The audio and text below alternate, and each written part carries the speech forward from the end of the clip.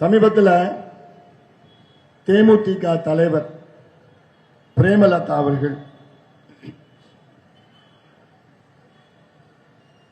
ஒரு கூட்டத்தில் ஸ்டாலின் அவர்களை வைத்து ஒரு கூட்டத்தில் பேசுறாங்க. அவங்க பேசுற மைக்ல பேசுறாங்க. என்னன்னா, தமிழ்நாட்டில் என்ன பிரச்சனை இருக்கு? என்ன பாலியல் வன்கொடுமை தான் இருக்கு, பெண்களை மானபங்கம் தான் செய்யறாங்க, போதை பொருட்கள் தான் நிறைய இருக்கு, இதை தவிர வேற என்ன இருக்கு? அட பாருங்களா, யாரு பேசுறது? பிரேமலதா பேசுறாங்க, முதலமைச்சரை வச்சுக்கிட்டு பேசுறாங்க.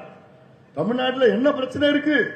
என்ன பெண்களை பாலியல் வன்கொடுமை தான் இருக்குதா, பெண்களை மானபங்கம் செய்யறாங்க, அது மட்டும்தான் இருக்குதா, குழந்தைகளை கெடுத்து கொலை செய்யறாங்க, அது மட்டும்தான் இருக்குதா, போதை பழக்கம் அது மட்டும்தான் இருக்குதா, கஞ்சா அது மட்டும்தான் இருக்குதா, வேற எதுவுமே இல்லையா? நம்ம தலையெழுத்து இதெல்லாம் கேட்க வேண்டியது. இதெல்லாம் நீங்கள் புரிந்து கொள்ளுங்கள். இதுதான் திமுக கூட்டணி. நம்ம கூட்டணி பலமான கூட்டணி, உறுதியான கூட்டணி, நம்பிக்கையான கூட்டணி. இந்த பகுதியில் நிறைய குடும்பத்துக்கு பட்டா இல்லை. இன்னும் நீங்களும் 2 தலைமுறை 3 தலைமுறையாக வாழ்ந்து கொண்டிருக்கிறீர்கள். நிச்சயமாக KP கந்தன் அவர்களை தேர்வு செய்யுங்கள். உங்களுக்கு உறுதியாக உங்களுக்கு பட்டா வழங்குவார், பட்டா வழங்குவார். ஏன்னா அதிமுக ஆட்சி வருவது உறுதியாயிடுச்சு. அப்போ KP கந்தன் அவர்கள் உங்கள் சட்டமன்ற உறுப்பினராக வந்தால்தான் உங்களுக்கு பட்டா கிடைக்கும். உங்க ஓட்டை வேற எங்கேயா போட்டீங்கன்னா உங்களுக்கு பட்டா கிடைக்காது. புரிஞ்சுக்கிறீங்களா? அவ்வளவுதான். அதனால இதெல்லாம் நீங்கள் தெரிந்து கொள்ளுங்கள், புரிந்து கொள்ளுங்கள். திமுக ஆட்சி திமுக ஆட்சி ஒரே வார்த்தையில் நான் சொல்றேன். டாஸ்மாக் கடையில் வேலை செய்யறவங்க 5 பேர் இருக்கிறாங்கம்மா. பள்ளிக்கூடத்தில் வேலை செய்யறவங்க ஒரு வாத்தியார் தான் இருக்கிறார்.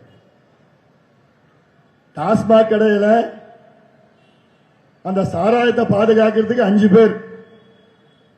உங்க பிள்ளைங்க படிக்கிறதுக்கு ஒரு வாத்தியார். தொடக்க பள்ளிக்கூடத்தில் ஒரு வாத்தியார். குடிக்கிறதுக்கு கூட முக்கியத்துவம், படிக்கிறதுக்கு இல்ல திமுக ஆட்சியில். இதெல்லாம் சிந்தியுங்கள். நிச்சயமாக நல்ல ஒரு முடிவு நீங்கள் எடுத்த முடிவு பண்ணிட்டீங்க, மாற்று கருத்து கிடையாது. தமிழ்நாட்டில் அத்துணை பெண்களும் அத்துணை பெற்றோர்களும் இங்க எல்லாமே விவசாய பெருமக்கள் தான். ஊர்ல நிலம் வச்சிருக்கீங்க, ஊர்ல விவசாயம் இல்ல, தண்ணி இல்லாத காரணத்தால் தான் அங்கிருந்து இங்கே குடி வந்திருக்கிறீர்கள். அதனால விவசாயம் பெருக வேண்டும், ஊர்ல கிராமத்தில் விவசாயம் பெருக வேண்டும், நீர் திட்டங்கள் பாதுகாக்கப்பட வேண்டும், புதிய நீர் திட்டங்கள் வர வேண்டும்.